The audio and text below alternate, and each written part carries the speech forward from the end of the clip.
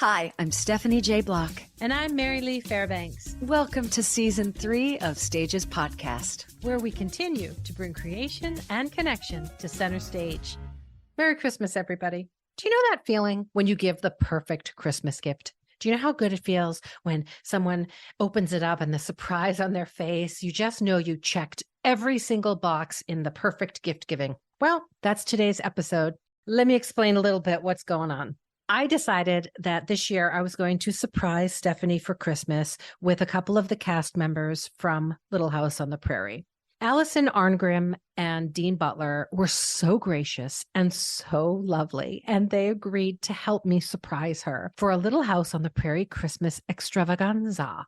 Now, those of you who listen to the podcast know how much Stephanie adores this show. It's been the fabric of her life since childhood. She watched it with her little sister. She and her husband watch it with Vivi.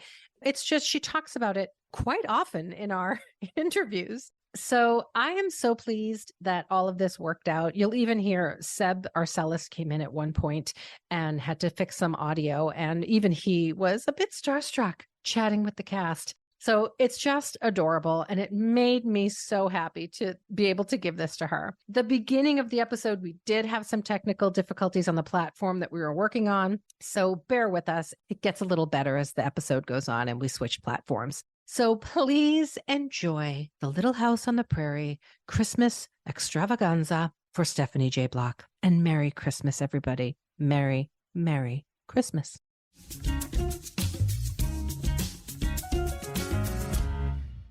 Oh, look how excited he is. Get on. I don't even know what to say. I know. I felt the same way. What's up, heroes? This is my Manly. And I'm telling you, he's like, Beth. Beth. Come here, Beth. Come on, Beth. Love it. Freaking Nellie. You Pretty guys, good, right? You guys are incredible. Look. And you have no concept. Well, of course you do, because you're sure you do it all the time. The impact The of my impact that life. you've had on our My family. daughter's life. Thank you so much. Okay. Okay, later. goodbye. Get Bye. the heck out. This is my Christmas gift.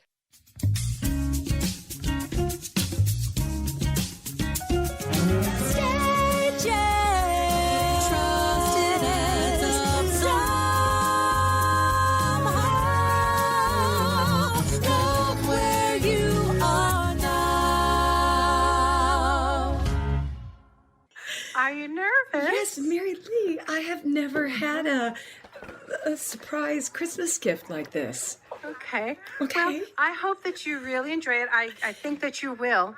I think that you will. All right. Merry Christmas, everyone. We have such a special show today. Let me explain a little bit about what's happening here. Today's show is my surprise Christmas gift to Stephanie. The two guests have so kindly agreed to help me, but they will remain hidden until the big reveal. I cannot tell you too much about them in the intro because then Stephanie will know who they are. Okay, guest number 1 appeared on Buffy the Vampire Slayer, The New Gidget, Murder, She Wrote, Who's the Boss, and has performed on Broadway as the role of Rapunzel's prince in Into the Woods. He was also Tony in West Side Story, and he appeared in Company with Carol Burnett. Nowadays, he's a producer. I cannot say the name of his documentary, or Steph will know who's here. Surprise guest number 2 is a well-known child star. More recently, she has released her memoirs and performs a one-woman show based on the book. She has dedicated her adult life to protecting children of emotional, physical, and sexual abuse. She is the president of the board of the National Association to Protect Children, protect.org. The link will be in the notes. I have so been looking forward to this surprise with Steph. Are you ready? I don't know if I am ready. I don't know. Oh, you're ready. Okay. Please welcome our Little House on the Prairie Christmas extravaganza, the original Mean Girl and the manly man of the Prairie, Alison Arngrim and Dean It's Butler. Dean Butler and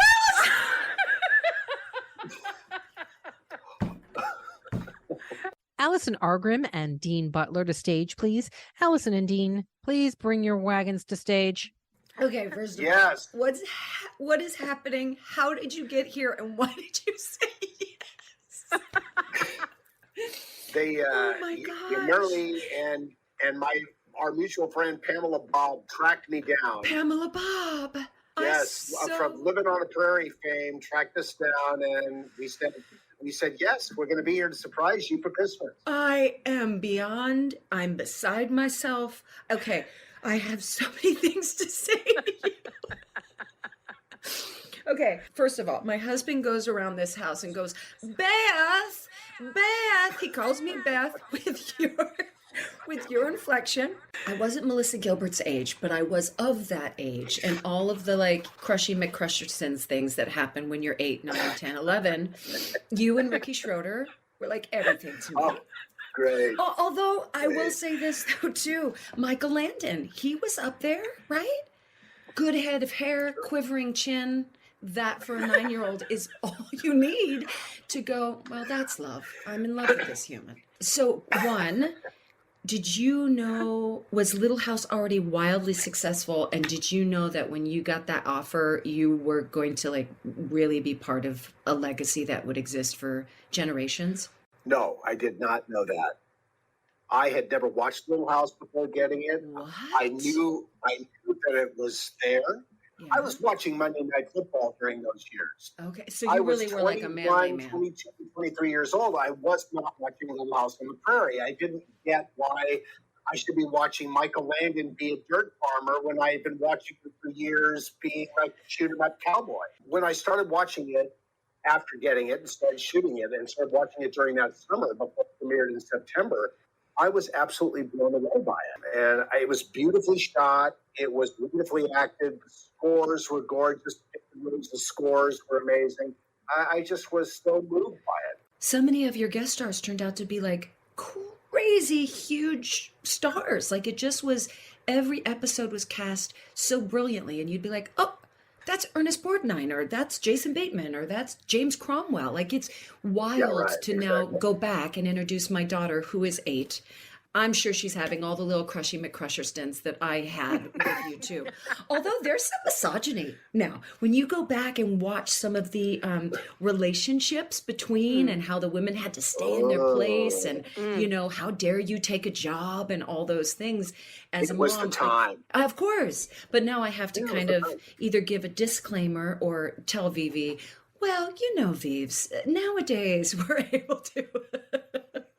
Well, I was texting with Alison last night, and not Alison Arngrim, but Alison, your friend. Yes. And I said, do you think Stephanie has any idea who's coming on? And she said, no, but I will tell you that she's watching an episode right now, and Manley's not being very nice to his wife, so she may have to have a conversation with you about this. It's very true. And also, we're just kind of at that suffragette episode. I think it's season 6 or 7, and all the women hold out. They don't cook. They move out of their house. They go to Caroline's or Nellie's to stay, and because Charles has to sign the petition, and then you all follow suit, right? But that one was one where we had to have a discussion. Okay, so. Oh my gosh. Set-wise, where was this? First of all, to believe it's Minnesota is hilarious in California, right? No, but we all believed.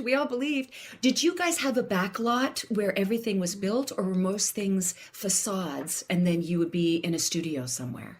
So the exteriors were all built in a place called Big Sky Movie Ranch, which is in Simi Valley on the sort of the northeast rim of the Los Angeles basin. Okay. It's very near the Reagan Library. Oh, it's okay. the 10,000-acre facility that has been everything. You can't turn on television or movies almost any day and not see Big Sky Ranch. You don't know you're seeing Big Sky Ranch, but it's Big Sky Ranch. Walnut Grove was built in a little section of this, and when you walked into Walnut Grove, you felt like you were walking into this real place. It was so beautiful, and it was evocative, and it was very special. Now, there was very little interior work that could be done there. There was a front of the restaurant, and there was a front area of Olson Mercantile that you could shoot, and there was a very small section of a little house that could be dressed and shot in order to connect the outdoors with the indoors.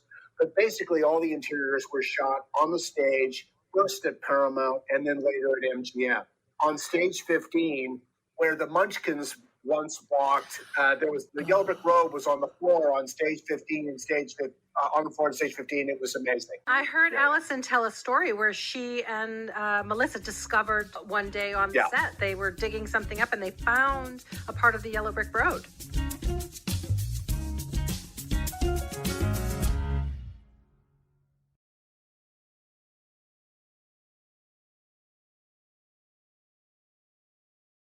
The topic of Little House on the Prairie has come up so many times on our podcast, just from so many of our guests, not just from Stephanie, who is obsessed. And I mean it, she's obsessed. What do you think it is? Is it just that it's hearkening back to a simpler time that we're all longing for? Is it about human connection, which we feel devoid of? What is it that you think has had this lasting, eternal effect about the show? I think it's chaste purity. I mean, I'm being a little facetious, but I think that's a part of it. I think there's this perception that life was simpler then. And I think the reality is, yes, it was simpler in some ways and much more complicated in other ways. I would never trade the time we live in for their time. But the way it was created on our program, it was an idyllically beautiful time and place to live. And that's part of the magic of the whole thing. It could not have been as good as Michael made it look. Right. But that's what we strive for. I've had this question, and the question I get is all over the world. People in Sri Lanka and Borneo and Colombia and all of it. And I'm like, okay, guys, why? What are you watching a bunch of Americans in a covered wagon? But how does this mean anything to you? It's a very emotional show, and it's the emotions cut across all languages. They dub it and they subtitles and they get it. And I would say, well, the problems of the Ingalls are the problems of the whole world. And I've had people in other countries go, look, everybody in the rest of the world is not living like Dallas and Dynasty or Friends in these enormous apartments. And Right. Sure, you humans on Earth are kind of living in a tiny little house with not enough rooms like the Ingalls and a lot of children. And there's always someone at their job or in their town who's Mrs. Olson, who's making their life miserable. Right. And everyone has a Nellie at their school. It doesn't matter if you're in Borneo or Sri Lanka or Colombia or Iraq or Iran. Y'all got a Nellie at the school. And they said, this is how people live. I don't have enough money for a slate pencil, and how do we feed the children? And every episode is someone is dying, someone is being born, some horrendous. And they said, you go get out of America and go to the rest of the world. This is how people are living. So they're glued to the screen. They are glued to the screen. And the emotions. They said it doesn't matter what planet it's taking place on. Charles starts crying, and that just everybody goes to pieces. Alison, this is the thing. That chin starts to quiver, and I'm he had a light. He had a light. I mean, he really cried. He really cried. He's really good. But he had this thing. He knew that when you cry, and the chin would quiver and certain things. So he made sure there was a small, that just so the light hit his chin, just so that would magnify. Any quivering was then like, you couldn't miss it. Makes me love him even more that he's not only a great actor, but he can light it well and be a director. Oh, he was everything, Stephanie. He could absolutely do it all. And I want to magnify or add to what Alison said, and she always says things so well. There was an archetypal quality to the way characters were drawn on Little House. So you knew who the good guy was and you knew who the bad guy was, and there was nothing ambiguous about it. What was wonderful is that everyone got what was coming to them by the end of the hour, and everything was fine. That's all the nature of episodic television, is that we re-rack and we start clean the next week. There were there were threads that were pulled all the way through the series, certainly, but those could be buried very deep. Basically, things re-racked every week, and we start fresh, and life goes on in Walnut Grove, and it's this wonderful moment of catharsis for 44 minutes, and life goes on. That's right. And I think that's what made me feel so safe, is that amongst the plagues and amongst the houses burning down and all of the things that happened, and just for the Remember, about the sexism thing, I just want to remind everyone that Percival Dalton, no. my husband Percival, was the first man to sign the petition giving women full property rights in Walnut Grove. And that's why we were all at Nellie's hotel. All the women came over to my place, and Percival was serving them coffee because he had signed the thing, and he was making everybody stay there. And he's like, you're all welcome here. And if all you men want to get on board. But you couldn't eat pickles and ice cream, Alison. He wouldn't let you when she was pregnant. I could not, because my blood pressure, Doc Baker, through whatever machinery he had then, I have no idea what, it somehow determined my blood pressure and blood sugar too high. I don't know how they did that, but somehow. And by the way, pickles and ice cream are great, and so are pickles and maple syrup. Oh, okay. Yeah, no, she eats a lot of them when she's pregnant. I loved Percival. I loved him. And yes, there's misogyny there, but because your character had been established for so many seasons that you weren't going to take BS from anybody, then here comes this man who is expressing himself in ways that, we may not agree with, but because you love him, all of a sudden you're listening, you're receptive, and you're like, oh, he changed her and she's changed him. I have so many Swiftie questions, right? Where they're just buried into every episode. So this may mean nothing, but for me, when I see the thread, I go, oh, maybe it is something. So the train is always number 3, the one that goes from Walnut Grove to Mankato to Minneapolis. Is there something to that, or that's just the engine? There was only the one train. Okay, I was like, they should be painting this train 14 or train 11, but it was always 3, and I was like, does that mean something? Is it the Holy number Trinity? 3 in all the Western movies that it's in too. It's the number 3. Train number 3. John Wayne films. It's still This train in Sonora, California, is an iconic steam engine, and our producer Kent McCrae loved driving this train. The engineer would let Kent put on the steam and put on the cap and do all that. Yeah, it was a very atmospheric experience to be around the train.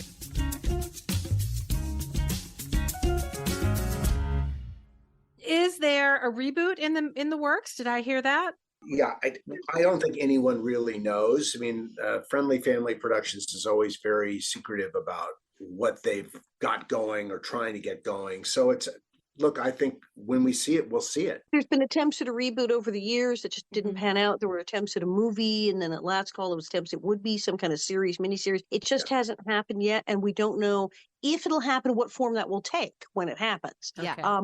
I always joke that if they do allow, any cameos from us, because obviously they're going to go get young people and start at the beginning, and Laura will be 8 or 7 or something, or they'll be in Kansas. I've always said, I am available to play Mrs. Olson as I am the right age now. Yes, and I'm totally there down with that. I'm available to walk into the Mercantile and just look at a plaid, a sensible plaid or floral piece of fabric, and just glance. Yeah.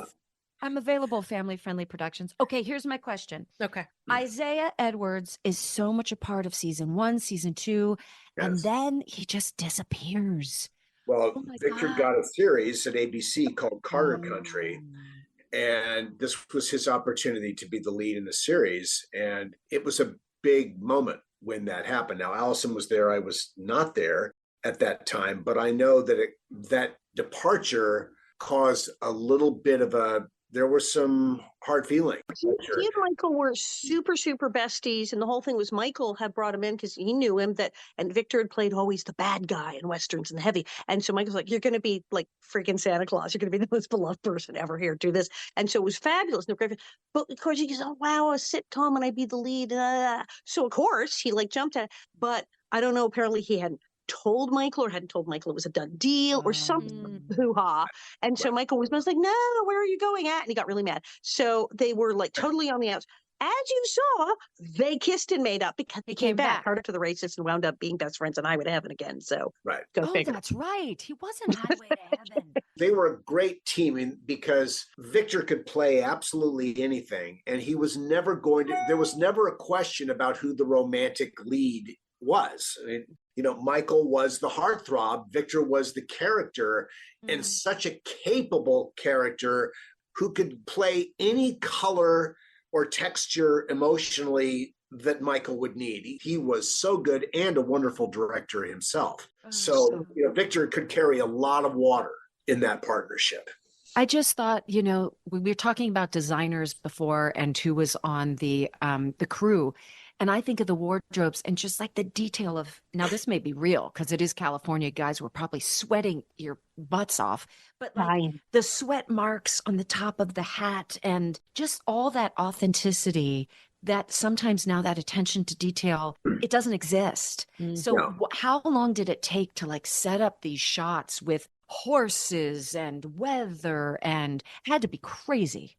Alison, I think you were there for a lot long, but I think this team, one of the brilliant things about the program was that it was so beautifully organized. Kent McCrae's edict, and Kent was our line producer. He started as the production manager and became the producer of the program. Kent's mantra was hire talented people and let them do their work. Don't micromanage them. Let them do what they know how to do. Just tell them what you need and let them do it. Well, they did. And, the program, the days on the sets were so efficiently done. We're shooting 6, 7, 8 pages in 8 hours.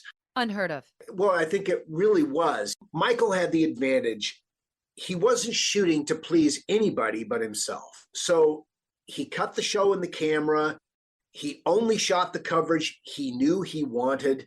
He was wearing the biggest hats on any show. He was the star, he was the executive producer, he was the lead writer, and he was the lead director. Incredible. He was answering to nobody but his own wants and desires for how this was going to be. It wasn't done by committee. There were not a lot of debates. There was no negotiation about how this was going to be done. It was done the way Michael wanted it to be done.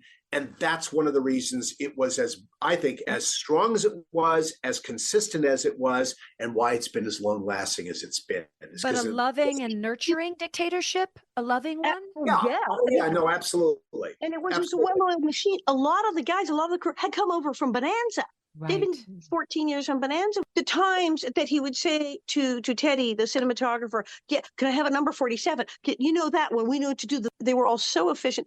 They had shorthand language with each other. I remember one day an actor who was visiting the set with me looked at the call sheet and said, this says 12 pages. You cannot physically shoot 12 pages in a day. And hello, you have horses and wagons and you're outdoors and the birds come and the noises.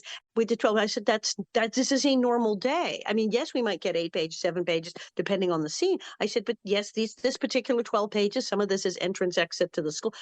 Piece of cake. Yeah. And then it was like somebody threw a switch. The drivers of the wagons had been there for years, and some of them from Bonanza, so they knew what to do. They didn't have to be told which way to take the wagon. Like everybody's like, okay, everybody go. Yeah. No, my husband and I play a game, and we'll watch it. We'll see the cold open or whatever, and if it's a close up on an inanimate object like a clock or the little figurine on the mantle, I was like, oh, this is Michael Landon. He's directing this one. And sure enough, so you start to get the flavor of the different directors. And it's just so beautiful. Okay, another question just came to me. Carolyn or Caroline? Because I know Mrs. Ingalls calls Caroline, but then sometimes Mrs. Garvey calls Caroline. I think it's both. It is. It's been used. It's interchangeable. Yeah. Do you want to start the Almanzo? Yeah, I was just going to say, wasn't that a whole problem? Almanzo, right? Yeah. Yes. Potato, tomato is. Well, the defining would be your sister. What does your sister call you in the show consistently? Well, she said, I always blame Lucy Lee for mispronouncing the name. Lucy Lee flip and play. Well, of course, this wasn't her fault. This was the way it was said during the auditions. So she said it, but the letters that we got from book aficionados when the season premiered in that September, you're mispronouncing the name. Just hundreds of letters about this. And by the time there were already 5 episodes, 6 episodes in the can by the time the season premiered in September, there was no turning back from this. The name was going to be what the name was when it was shot, in May of that year, and that's it. And we lived with it. Michael was not a guy who was going to be responsive to those kinds of letters. His position was, I say it's this, this is what it is, onward. Could you And imagine in this day and age, y'all, with social media, what Oh, no, that it'd be- noise would look like? Yeah. You figure out why Laura didn't call you Monley. Yeah, right, exactly. Exactly. Monley. my friends call me Monty, I mean, it's like all these little things. It's like that should have been so obvious as it was happening, and no one questioned it.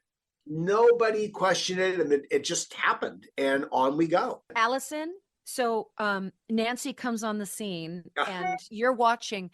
What are you feeling as an actress? Are you like, okay, you go, girl, continue on my legacy? Or are you like, how in the world is this happening?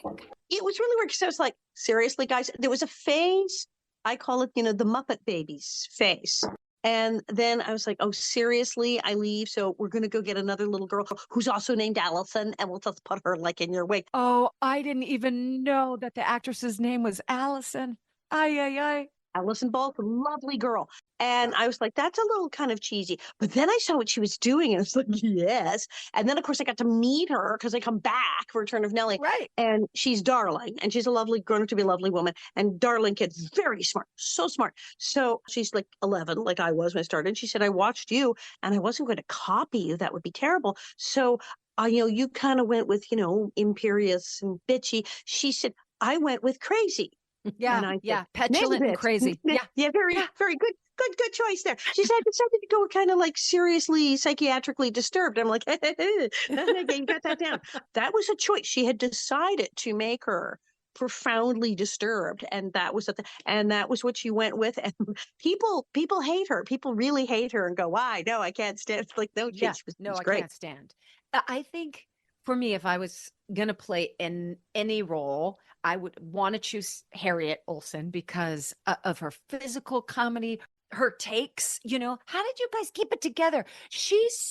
Y'all were so funny. And I would think now that you're telling me that there were 8-hour days and you guys got to go home, I would have assumed that it was take after take after take after take. But the comedy that's going on there too, and the physicality that's going on there, how did you do that in just 1 or 2 without breaking character? Or did a lot of that happen where you guys would break character? We did crack up. We did crack up. There were days that it was Harvey Korman and Tim Conway and the Carol Burnett Showtime, especially if it was me and Catherine or me and Melissa and Catherine. We'd just like lose it. But we'd pull it together. We'd get it. There were times when Catherine would get on a tear like, well, the Zaldamo thing. It was Dalzamo, and she said Zaldamo, and they said, no, say Dalzamo, and then it became Zaldamo. Yeah, she would get on a thing, and we'd kind of go, and wait, how many takes are we doing here? Because we were so used to like 2. Right. And then if we were outdoors and a plane went overhead or a bird flew by, so you'd have a few. But generally, if there were no weird sound effects and nothing really heavy was going, we could bang it out 1 or 2, which saved time. And Catherine would get going, but she was so funny. And what she was doing was so out there with the little details. Well, now I'm going to just eat an apple in your face because I've decided this is what she would do now. And she would touch you. A lot of actors didn't like. She'd touch you. She'd grab you in the middle of the scene, and she'd really dig her nails in your shirt. You go, what is happening? What is happening? She's touching me. Catherine was so gifted and so beautifully trained, and she had this enormous appetite for the work. She loved doing her work, and she loved talking about her process, and she freely shared her process with anybody who wanted to talk about it. And she was generous to a fault. I always say that Catherine was exactly as a human being, exactly as she appeared to be on camera. Now there's more nuance than that, because she could also be very gentle, but she had all of this fire around her. She's abroad, in this small town, which is what I loved. Her gestures were big. Her facial, we're always taught be smaller on camera. Well, she never got that memo. But she filled it so beautifully too, So yeah, it wasn't like big, unfulfilled big. It was fully the payoff. Big. And same with you, Alison. The payoff was big. Also, there's a lot of siblings. Like Melissa's brother is Willie, and who are the other? Matt and Pat. Matt and Pat, right? So baby Carrie, baby Grace, baby Rose were all We're all siblings. And this is purposeful? Do you think it was Yes. an artistic choice, Oh, or was yeah. it like, look, if they're all at school and the mom is here and the Wrangler's here, let's just do it a whole family affair? Well, no, what it is that you get more screen time with that character if you have twins as infants. There are very specific rules about the amount of time a small child can be in front of the camera. So if you have twins, you've doubled your time. Right. Just remember, his daughter, Leslie Landon, was at a plum. Right. And there's a couple of shots you can see Mike Jr. is sitting in the back of the schoolroom. Yes. If he could have had all of our families just bust to the set and given them all something to do, He he'd would have done that. Yeah, because Andy Garvey was that stuff. the brother of Matt Albert. Matt. Albert. Yeah. Right. Leverage. They're adopted brothers. They're not biological brothers. They are adopted brothers. They absolutely, and it was he met Jonathan when Melissa came in and read and got Laura, and then went, "Wait, who are you?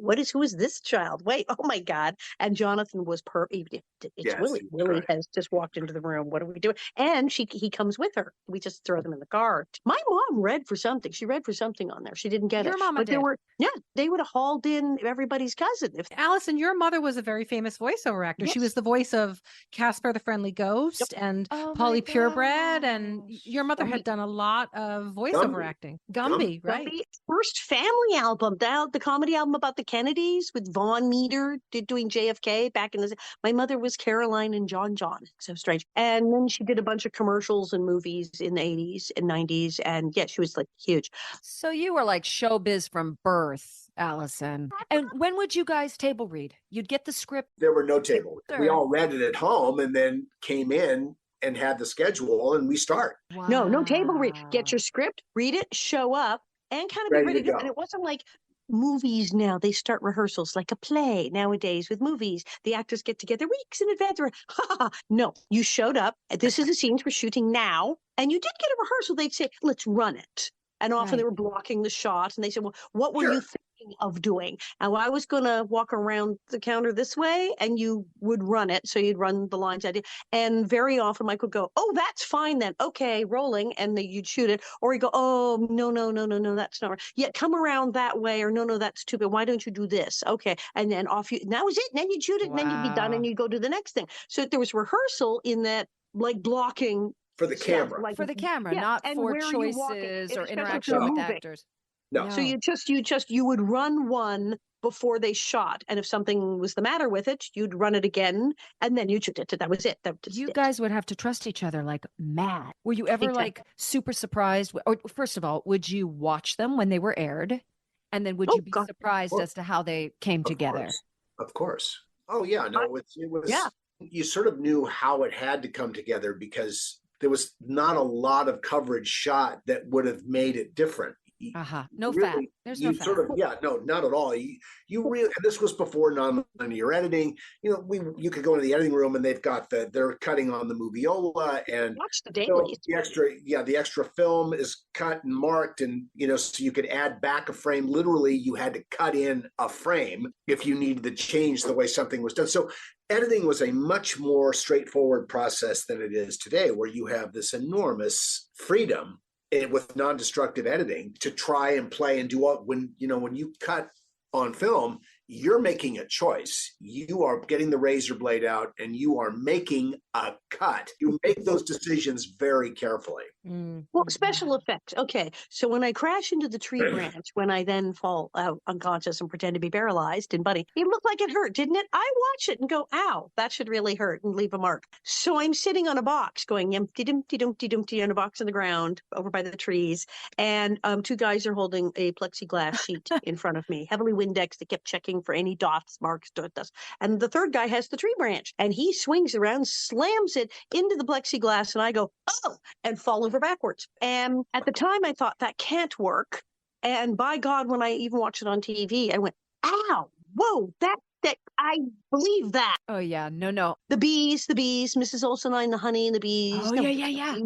They were like, no, we're not doing this with the bees. No, that's not working. So that was stock footage of swarming bees in 1970s high technology. But how ahead of its time? Oh so sometimes like that, I'd see the show and go, no way, because our weird 1975 special effects.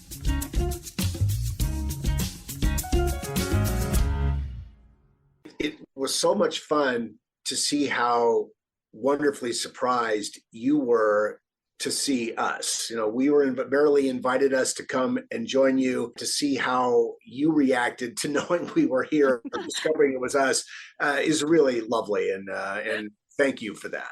I mean, this is not You gave us rational. an early I am Christmas a grown woman, and it's so, you said yes, you're heartwarming, and it's got to be a blessing and a curse to still, I see your faces, I hear your voices, and it's a whole sense memory thing where I am brought back to different stages of my life and ages, and now introducing it to my kid. I mean, it's beyond just being on a television show. And I know you have heard this sentiment in every way, shape, and form, but you are forming lives and life lessons that go well beyond cut, take 10. Sure. I can't explain to you. No, we totally get it. It's being a part of Little House is a gift that you could not have known as it was happening. You just, none of us, I think Michael had a sense because he'd seen this before with Banana. He knew it was going to have a long run. But when he said to me, people will be watching this long after we're all gone, and I'm 25 and hearing that just seems improbable. It felt a little like hyperbole. Now at 67, it's totally gettable that people will be watching this for very good reasons long after we're all gone. I think one of the great things that we see is that the companies who own the program continue to invest in it to bring it up, to keep it up to date with the latest delivery technologies, because people love watching it and audiences keep finding it in all the new forms that it is delivered in. And it is obviously very family friendly. And that's, I think it's one of the huge reasons, and thematically, all the things we've talked about. The themes. But it's a gift. And the conversations about racism, I mean, it's all still so beautifully topical, Yes, it is. Never in a million. If you had told us while filming this, yes, in 2023, people will be clamoring to interview you to talk about the show. We'd be like, what? Oh, yes, the 50th anniversary. You'll be having events all over the country. You'll go back to Simi Valley where you shot the show and put up. No one would believe this in a million years. And also, can we just say, how is he 67? I know. He's not lying because what the hell? You better pick up a feed bag right now and prove it to me. Pick up a bag of feed right now, Almanzo. I have to say, I really would love to have you both back on sometime, because I know that you're accomplished in so many other parts of your life that we would love to explore. I know that Dean, you are producing documentaries, and I know that Alison, all the work that you've done with children, that is something I would really like to explore on a deeper level. Dean has a book coming out. Yes, yes, we can bring me back around, in June of 2024, because Prairie Man, my Little House Life and Beyond. Consider it a date. As soon as that book comes out, you are. And Alison, your book, we'll have links to the books and the documentaries. And also in March 22nd, 23rd, and 24th, there is a Little House Festival. It's going to be in a Simi huge. Valley. In Simi Valley, we will have links to that as show. well. There. Okay. All right. All right. Thank you both so much for having us. And thank you. My computer is about to die here. Blessings to you both. Thank you so much. Thank you guys. Thank you. May log off. Merry Christmas. Happy New Year. Merry Christmas. Merry Christmas and Happy New Year to both of you as well. Thank you.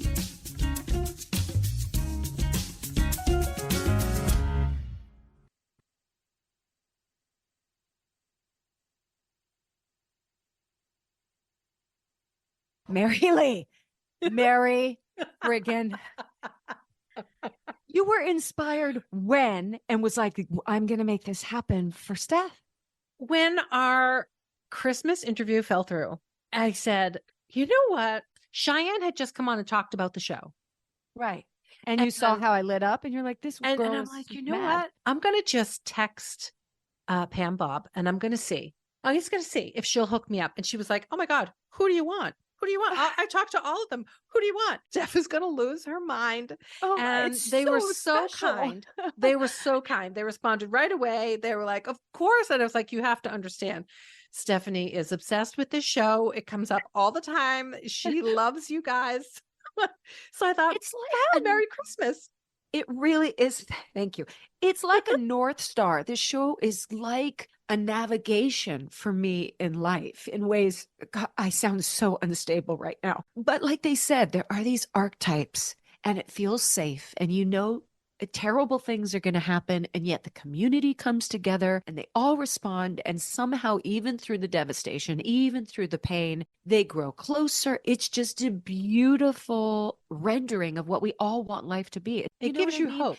It gives you hope when times are troubled, and times are certainly troubled, right? And so and it gives you this longing for a simpler day when people practice civility and were kind to each other and were accountable for their behavior, which doesn't happen anymore. So Justice I think was served. Yes. And I think we're all longing for that. I have to say, though, I went back and started watching a bunch of old episodes because I watched it as a kid, but not the way you did.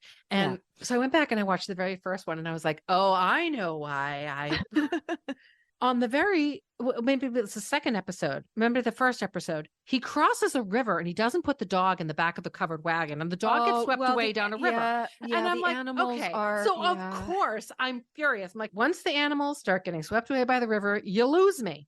You turn off. Of course, the dog does come back. Thank God. Of course he does. It won me back. Look how messy I am right now. Yes, but in that day and age when it's literally survival and where are we going to get our next meal? And we've got to, you're not thinking of the dog. You're not thinking of the dog. Oh my gosh. I am. First of all, I have to show you this. So I knew it was my Christmas gift, but didn't know what it was. So I went Disney with my Christmas shirt just in case. Oh, you thought I was going to do Disney. But then if it was going to be a fancier person, I broke out like my really fancy Christmas scarf just in case I needed to spice it up. Like I just had wardrobe choices here at the desk just to be ready. Because it was so funny because when you I was relaying this to my husband and he was laughing. I don't want to tell our listeners, when you texted me this morning and you said, I'm a little nervous about this interview and this surprise. I said, don't be nervous. You have read Streisand's autobiography, right? Yes. My whole body clenched and I was like, oh God, I did download it on Audible, but I'm listening to something else. So I was like, okay, Stephanie, it's Barbara Streisand with an S, not a Z. There's no T. What anecdotes can we come up with? Like I was going through because it's not impossible with like the people, and I mean, I don't know if she would ever say yes, but at that moment I did have a huge knock going, no, if it was Barbara Streisand, I'd be hyperventilating. Okay. The scarf, which could go around my forehead. And now I'm 1960s, now it's like, what's up, Doc? I'm ready to go. God. Oh, that looks adorable on you. Really? Is this what I'm strutting today? Okay. This works, girl. I kind of look like Mary Tyler Moore. Who was the neighbor on Mary Tyler Moore? Rhoda. I look like Rhoda. You do look like Rhoda. Oh, God, it is cute. It's very cute. Right. Okay, I will be processing this for a very long time. I loved even their energies though, right? Dean Butler is still the energy of Manly. Alison is totally Nellie. She's heightened. She's giving major hand gestures. Like they're still their characters in a small way. It's funny because she makes an appearance in the Living on a Prairie series. Yes, she does. And she comes on as the therapist. She's hysterical in that. She is. Yeah. She's really great. Oh my gosh. But she has done a lot of work with kids because she was sexually abused as a child. She writes about it in her autobiography. And she uncovered that in 26 states of the United States, there is no prison sentence for a person who has perpetrated sexual or physical abuse against a child if it's a family member. So isn't that incredible? She has gone state by state getting that law changed. She's appeared before Congress. She's fighting to get laws instated that protect children against family perpetrators. First of all, how is there no language? I know. And what does it matter? The act is still as horrendous as if it's coming out, maybe even more so if it's coming from within the family. Of course, because your family is supposed to protect you and love you, and you're supposed to trust them. Is it because most families would never bring up charges because it is a family member? It could be. I mean, look, I think people may be afraid to say anything when you're young. You're afraid to say anything. And that's what predators do. They put it back on the victim and say, if you say anything, you're going to break up the family. And they put it on the victim. And when you're young, you don't know how to fight against that. She's helped thousands of young kids. She's pretty She's using incredible. her celebrity for good. Yep. We're going to have the link to her book, the link to her organization, helping children, the link to Dean Butler's documentary, and the Absolutely. link to the Little House Festival. And that's in March That's in March. in Simi Valley. Okay. If there is a possibility for me to be there, I've got to be there. I mean, every time I think I love this show, then something like this happens and you're like, oh, I love it more than I even knew I loved it. My whole body went into like some sort of crazy. You really had no idea what I was up to. Well, my mind tried to go into your mind. And I thought, if it's a special guest, it's got to be certain people, right? But the access to have this sort of connection to get them on, didn't think it was possible. And that they would say yes. Do you know what I mean? Like at a certain point, you think, why are they saying yes to a Christmas present from somebody they barely know? I mean, I could probably talk about James Lapine with Dean now that I know that he was Into the Woods as one of those are all the little 6 degrees of separation between all of us. And then somebody that you've revered for so long and has truly shaped how you look at the world and how you look at relationships is now literally 1 degree. And now today, he's no degree. I've met him. I'll have him back on. Have them both. Yeah, they're so kind and they were so sweet. They were like, of course we'll come on. And I explained in the email, I said, Stephanie is just a massive fan and it would mean so much to me if you would let me surprise her. And they were so kind. They were so kind. They answered and then right it away. means so much to me that you would come up with such a thoughtful gift, act on it. And like that first text you sent me, I was like, what is this about? I'm just going to kind of give her a thumbs up because I don't even really know what this is. And you and I had discussed just a quickly 25-minute overview of our year for the episode. Girl, this has turned into something that will live with me forever. And I got you a sweatshirt. I'm going to love my bossy You bitch better sweatshirt. wear that bossy I'm going to sweatshirt. wear it all day long, sister. All day long. Aren't you glad I'm bossy? Because look what I accomplished. Look what for you made you. happen. Yes. Fudge. What a beautiful Christmas. Well, good night, everybody. That's it. That's all I need. That's all I need. Have I the love you so happiest much. Christmas, my friend, my partner in crime, my will. co-host. I will. You are a dream and thoughtful, and you surprise me all the time. I just adore you with my whole heart. Merry Christmas. Merry Christmas. On to season 4. Wild. Stages podcast is produced by Stephanie J. Block and Marylee Fairbanks in association with iHeartRadio. You can find us on iHeartRadio Podcasts and iHeartRadio Broadway or wherever you listen to your podcasts. Follow us on social media or join the mailing list at stagespodcast.net, which is also where you will find Stages swag.